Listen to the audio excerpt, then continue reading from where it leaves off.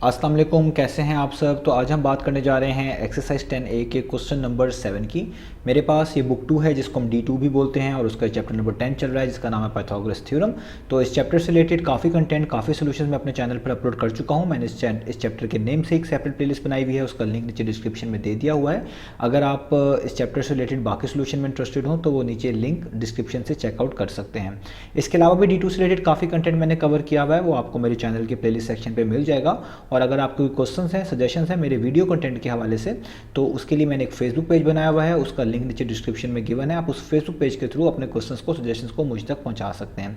तो आइए स्टार्ट कर लेते हैं क्वेश्चन नंबर 7 को। क्वेश्चन नंबर 7 की स्टेटमेंट आपको सामने स्क्रीन पर नजर आ रही है। हम इसको यहाँ से रीड करेंगे और फिर आगे मैंने इसको लिख लिया हुआ है, हम वहाँ पर इसको सॉल्व करेंगे। तो लिखा हुआ in the figure angle P Q S, इसको हम एंगल पढ़ते हैं, ये जो सिंबल बना होता है इस तरह का, इसको हम एंगल पढ़ा करेंगे। तो ये लिखा हुआ एंगल पी क्यू एस, इसका मतलब है पी और एस के जो दरमियान एंगल बन रहा है क्यू पर। तो ये जो बीच में लिखा होता है ये मुराद होती है इससे। तो बेसिकली एंगल जो क्यू पे बन रहा है पी और एस के दरमियान, ये उसके बारे में बात कर रहे हैं। तो angle P Q S is equal to angle Q S R. तो यहाँ पे मतलब है जो क्यू और आर के दरमियान एंगल बन रहा है एस, इसकी बात कर रहे हैं। यानी वो कह रहे हैं कि ऐसी फिगर है जिसपे जो एंगल पी और एस बन रहा है क्यू पर, और जो एंगल क्यू और आर के दरमियान एस पे बन रहा है, वो दोनों के दोनों किसके इक्वल हैं, 90 डिग्री के इक्वल हैं। और नीचे आप देख भी सकते हैं फिगर पे, देखें आप, ये पी एस आर का क्या मतलब है, पी क्यू एस का। तो पी क्यू और एस, तो देखें पी और एस के दरमियान यहाँ पे कितना एंगल बन रहा है, 90 डिग्री का। और देखें सेम क्यू एस आर, तो क्यू एस और आर, देखें क्यू और आर के दरमियान एस पे एंगल कितना बन रहा है, वो भी 90 डिग्री का बन रहा है। वो फिगर से भी क्लियर है, ऊपर भी उन्होंने बता दिया है। Given that P Q is 45 centimetre, P Q की लेंथ ये सामने आपको नजर आ रही है, फिगर 45 सेंटीमीटर दी हुई है। क्यू आर 30 सेंटीमीटर दी हुई है, इसी फिगर में ये वाली लेंथ आप देख सकते हैं, ये वाली क्यू आर 30 सेंटीमीटर है और पी एस 53 सेंटीमीटर है और पी एस 53 सेंटीमीटर है। तो आपने जो लेंथ निकाल के दिखानी है वो है एक क्यू एस। तो देखें, एक तो ये है क्यू एस, ये आपने फाइंड आउट करके दिखानी है, और एक निकाल कर दिखानी है एस आर, और एस आर ये नीचे है, एस आर ये फाइंड आउट करके दिखानी है, ये वाली। तो ये दो ट्राइंगल्स हैं, असल में दो राइट एंगल ट्राइंगल्स हैं, उनको अटैच करके ये एक शेप बनाई हुई है, और इसमें ये एक एस आर मिसिंग है, ये भी फाइंड आउट करके दिखानी है, और एक क्यू एस मिसिंग है, ये भी फाइंड आउट करके दिखानी है। हैं ये दोनों राइट एंगल ट्राइंगल्स ही, बस उनको जोड़ा हुआ है, एक सॉलिड पिक्चर बनाई हुई है एक तरह की। तो आइए स्टार्ट कर लेते हैं इस वाले पार्ट को, इस वाले क्वेश्चन को।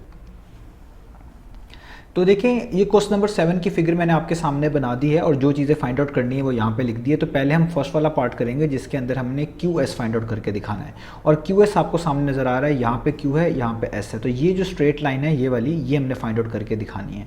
अब आपने याद रखना है कि जब भी हम कोई राइट एंगल ट्राइंगल सॉल्व कर रहे होते हैं, उसकी कोई मिसिंग साइड फाइंड आउट करनी होती है और हमारे पास कोई और एंगल ना गिवन हो, जस्ट साइड्स ही की इन्फॉर्मेशन गिवन हो, तो हम कोशिश करते हैं ऐसे ट्राइंगल को सॉल्व करें, अगर एक से ज़्यादा ट्राइंगल्स आपके पास फिगर में मौजूद हैं जिसमें एटलीस्ट दो साइड्स गिवन हो।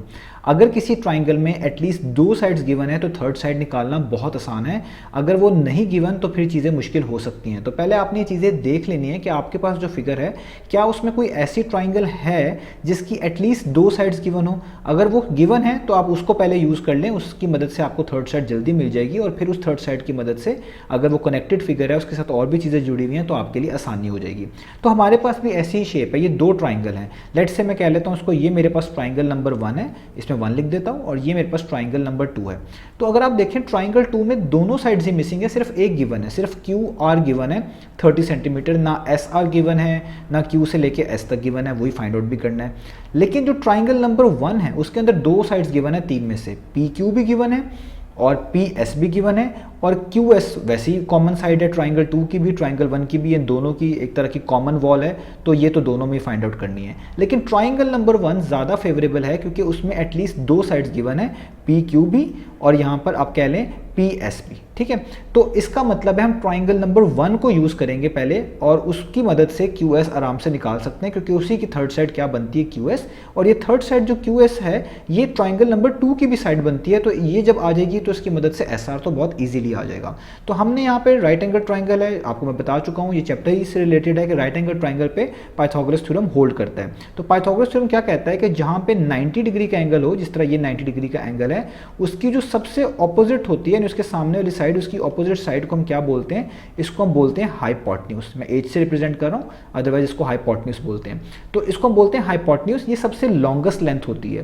तो ये जो लॉन्गेस्ट साइड होती है जिसको हम हाइपोटेन्यूज भी बोलते हैं, इसका अगर आप स्क्वायर करें तो ये sum of square of other two sides के इक्वल आनी चाहिए। यानी इसका स्क्वायर करें और बाकी दो साइड्स का स्क्वायर करके सम कर लें, तो उन दोनों साइड्स का स्क्वायर करने के बाद, उनका सम करने के बाद जो आंसर आएगा वो 53 के स्क्वायर के इक्वल होना चाहिए। इसी को हम पाइथागोरस थ्योरम बोलते हैं। तो आइए हम यहाँ पे अप्लाई करते हैं।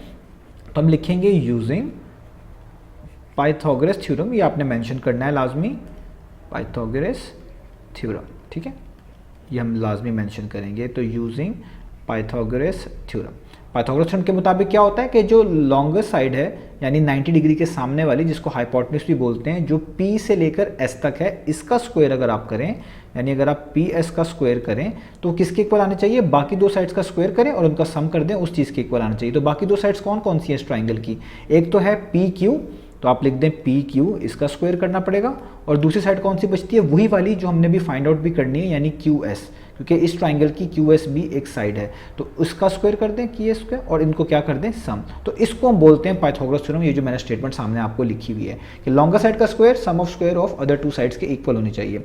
अब ये जो पाइथागोरस थ्योरम लगाया है हमने, ये किस ट्राइंगल के ऊपर लगाया है, आप ये मेंशन भी कर दें तो ज़्यादा बेहतर है। तो हमने ये पाइथागोरस थ्योरम लगाया है PQS के ऊपर, PQS के ऊपर, ठीक है। तो मैं यहाँ पे लिख भी देता हूँ, using Pythagoras theorem on triangle, ये ट्राइंगल PQ और S, ठीक है, ये आप मेंशन कर दीजिएगा। अब आप जैसे इसमें वैल्यूज पुट करें तो देखें PS की वैल्यू 53 है, तो यहाँ पे हो जाएगा 53 का स्क्वायर। PQ की वैल्यू आपके पास 45 है, तो आप यहाँ पे लिख देंगे 45 का स्क्वायर। QS की वैल्यू तो फाइंड आउट करनी है, तो इसको आप वैसे का वैसे ही छोड़ दें, इस तरीके से। अब आप 53 का स्क्वायर करें, तो 53 का स्क्वायर करते हैं तो आपको आता है 2809, आपको मिलता है 2809। आप यहाँ पे लिख लें 2809। इसी तरीके से आप 45 का स्क्वायर करें, तो जब आप 45 का स्क्वायर करेंगे तो आपको मिलेगा 2025। आप यहाँ पे लिख लें 2025, और यहाँ पे क्या बच जाएगा, जस्ट यहाँ पे बच जाएगा QS, और उसके ऊपर क्या बच जाएगा, स्क्वायर। क्योंकि आपने QS की वैल्यू फाइंड आउट करनी है, तो इस वाली वैल्यू को दूसरी साइड पे मूव कर दें। ये यहाँ पे पॉजिटिव है तो वहाँ जाकर नेगेटिव हो जाएगी, यानी 2809 में से माइनस करना पड़ेगा ये वाली वैल्यू, जो वहाँ जाके सब्ट्रैक्ट हो जाएगी 2025, और ये चीज़ यहाँ पे क्या चीज़ आपके पास बची होगी, यहाँ बची होगी QS का स्क्वायर, ठीक है। अब मैं इसको यहाँ पे नीचे कर लेता हूँ। तो अगर हम यहाँ पे माइनस कर दें 2809 को, उसमें से माइनस कर दें 2025, तो देखिए हमारे पास क्या आता है 784। तो आप यहाँ पे लिख लें 784, और यहाँ पे आपके पास आ गया QS और उस पर स्क्वायर। क्योंकि यहाँ पे स्क्वायर लगा हुआ है, आपको जस्ट QS की वैल्यू चाहिए, तो जब भी स्क्वायर लगाओ दोनों साइड पे स्क्वायर रूट लेना पड़ता है। तो आप यहाँ पे लिख दें तो ज़्यादा बेहतर है, taking square root on both sides. तो यहाँ पे जो स्क्वायर और स्क्वायर रूट कैंसिल आउट हो जाएगा, और QS की वैल्यू आपको स्क्वायर रूट लेना पड़ेगा 784 का। तो स्क्वायर रूट ऑफ 784 आप लें तो 28 आता है, यानी 28 एक ऐसी वैल्यू है जिसका स्क्वायर करने से 784 आता है, यही स्क्वायर रूट बताता है हमें। तो 28 हमारे पास यहाँ पे आंसर आ गया, और क्योंकि ये लेंथ है तो आप यहाँ पे इसके साथ लिखेंगे सेंटीमीटर्स।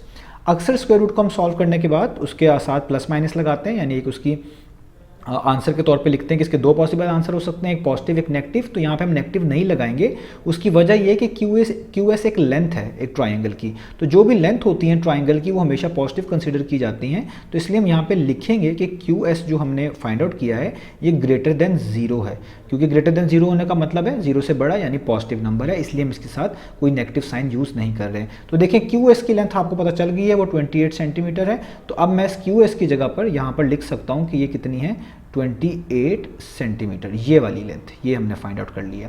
तो अब ये हमारा पहला पार्ट हो गया, QS हमने निकाल लिया। मैं यहाँ पे भी मेंशन कर देता हूँ 28 सेंटीमीटर। अब जस्ट आपने SR निकालना है, तो आइए अब SR फाइंड आउट कर लेते हैं। तो ये आप इसको नोट कर लीजिएगा, अपने सामने रखिएगा कि QS हमने इस तरीके से 28 सेंटीमीटर निकाला हुआ है। तो अब हम बात करते हैं, हमने SR फाइंड आउट करके दिखाना है। तो देखिए SR ये वाले ट्राइंगल में है, इस वाले राइट एंगल ट्राइंगल में, क्योंकि आप देख लें दोनों राइट एंगल ट्राइंगल है, दोनों में एक एक एंगल 90 डिग्री का है, इसलिए हम इसको राइट एंगल ट्राइंगल बोलेंगे। तो ये QSR, तो देखिए अब आपको QS पहले से पता है वो 28 सेंटीमीटर है, QR भी आपको पहले से पता है 30 सेंटीमीटर है, तो SR निकालना अब कोई भी मुश्किल बात नहीं रही। तो आप यहाँ पर फिर लिखेंगे यूजिंग पाइथागोरस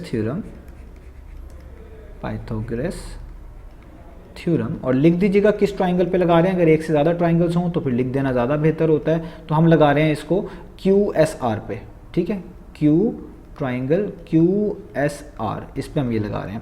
तो पाइथागोरस थ्योरम क्या होता है कि जो लॉन्गेस्ट साइड का स्क्वायर है, अब लॉन्गेस्ट साइड कौन सी होती है, जो 90 डिग्री की ऑपोजिट होती है। ये 90 डिग्री का आपके पास एंगल है, इसकी ऑपोजिट साइड है क्यू आर, यानी इसकी बात करें, यानी पाइथागोरस थ्योरम के मुताबिक जो लॉन्गेस्ट साइड है इसका स्क्वायर क्यू आर का स्क्वायर इक्वल आता है sum of squares of two side, यानी स्क्वायर करें दोनों साइड्स का और उनको सम कर दें, उसके इक्वल आता है। तो एक साइड कौन सी है, एक साइड तो ये क्यू एस सी है, तो इसका भी स्क्वायर करना पड़ेगा, और दूसरी साइड इसकी कौन सी है, वो है एस आर, जो कि फाइंड आउट करनी है, उसका भी स्क्वायर करना पड़ेगा। ये आगे पीछे करके भी आप लिख सकते हैं। यहाँ पे मैं बेस और परपेंडिकुलर की बात नहीं कर रहा, क्योंकि बेस और परपेंडिकुलर की बात तब मैं करूँगा जब मुझे इस 90 डिग्री के अलावा भी कोई एंगल एज अ रेफरेंस दिया हो, तब उन चीज़ों को समझाने में आसानी होगी। अभी आपको उन चीज़ों की जरूरत नहीं है, अभी आप जैसे इसी चीज़ को, इसी थ्योरम को इसी तरीके से समझें। तो क्यू आर का स्क्वायर कितना होता है, क्यू आर का स्क्वायर वैल्यू गिवन है 30 का स्क्वायर है, तो यहाँ पे आ जाएगा 30 का स्क्वायर।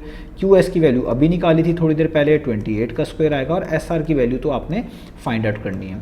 तो ये प्लस है, इसको इक्वेशन के दूसरी तरफ मूव करेंगे तो ये माइनस हो जाएगा, यानी हो जाएगा 30 का स्क्वायर माइनस 28 का स्क्वायर इक्वल्स टू, यहाँ पे जस्ट क्या बचेगा, एस आर स्क्वायर। तो मैंने इस बार इसको इकट्ठा लिख लिया, आप इसको इकट्ठा भी सॉल्व कर सकते हैं, अलग अलग वैल्यूज स्क्वायर करके भी सॉल्व कर सकते हैं। तो 30 के स्क्वायर में से देखें माइनस करें 28 का स्क्वायर, मैं इस पर स्क्वायर लगा रहा हूँ, तो 116 आता है आपके सामने। मैंने स्क्वायर भी इस पर पुट किए हैं और इनको माइनस किया, तो 116 आता है। तो आप यहाँ पे लिख लें कि ये आपके पास कितना आ गया, ये आ गया आपके पास 116, और यहाँ पे आपके पास क्या रह गया, एस आर और उस पर स्क्वायर, क्योंकि अभी एस आर सिंपल निकालना है, उस पर स्क्वायर नहीं चाहिए, तो आपको दोनों साइड्स पे स्क्वायर रूट अप्लाई करना पड़ेगा, यहाँ पर भी और यहाँ पर भी। तो ये वाला स्क्वायर इस स्क्वायर रूट से कट जाएगा, आपको पता है स्क्वायर रूट से कट जाता है, तो 116 का आपको स्क्वायर रूट निकालना पड़ेगा। तो 116 का हम स्क्वायर रूट निकालें तो देखें ये वैल्यू इस तरह की आ रही है। आप इसमें ये एस डी का बटन दबाया करें कैलकुलेटर पर, तो जब आप दबाएंगे तो 10.770 आ रहा है। अगर आप 3 डिजिट्स के लिहाज से देखें तो पहला डिजिट 1 है, दूसरा डिजिट 0 है, तीसरा डिजिट डेसिमल के बाद 7 है। तो इसका अगला नंबर अगर 5 या 5 से बड़ा हुआ तो लास्ट में 1 ऐड करके इसको 3 सिग्निफिकेंट फिगर्स के तौर पे इसका आंसर लिख देंगे। तो 1 2 3 थर्ड डिजिट 7 है और उसका अगला भी डिजिट 5 से बड़ा यानी 7 है, तो लास्ट डिजिट में 1 ऐड कर देंगे, तो ये जो पॉइंट के बाद डेसिमल के बाद 7 लिखा हुआ है ये क्या हो जाएगा, 8 हो जाएगा। तो आप इसको लिख सकते हैं 10.8 सेंटीमीटर। तो ये हमारे पास एस आर की वैल्यू आ गई 10.8 सेंटीमीटर।